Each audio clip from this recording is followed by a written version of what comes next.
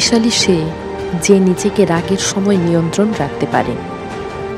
প্রশংসা তুমি যত ইচ্ছে করো, কিন্তু অপমান ভেবে চিন্তে করো, কারণ অপমান হলো সেই ঋণ যা সুযোগ পেলে সবাই সুদ সহ ফেরত দেয়। সব সময় কারোর দোষ খুঁজে বেড়ানো উচিত নয়, পারলে তাকে সমাধানের রাস্তাটা দেখিয়ে দাও, কারণ জগতে কোনো মানুষই ত্রুটিহীন নয়।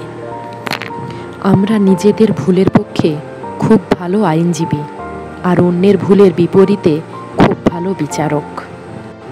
পুত্র যদি হয় গুণবান, পিতামাতার কাছে তা স্বর্গ সমান। 100 মূর্খ পুত্রের চেয়ে একজন গুণী পুত্র বরং ভালো। একটি চন্দ্রই অন্ধকার দূর করে, সকল তারা মিলেও তা পারে না।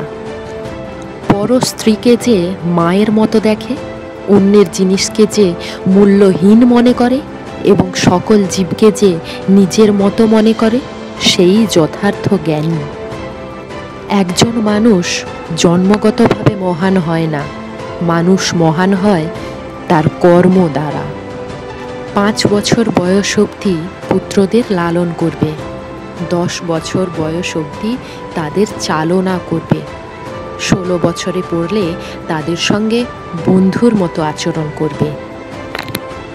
খাবার যতই দামি হোক, পচে গেলে তার কোনো মূল্য থাকে না, তেমনি শিক্ষা যতই থাকুক, মনুষ্যত্ব না থাকলে তার কোনো মূল্য নেই। যদি আরও এইরকম নতুন নতুন ভিডিও পেতে চান, তাহলে অবশ্যই আমার চ্যানেলটিকে সাবস্ক্রাইব করে আমার পাশে থাকবেন প্লিজ।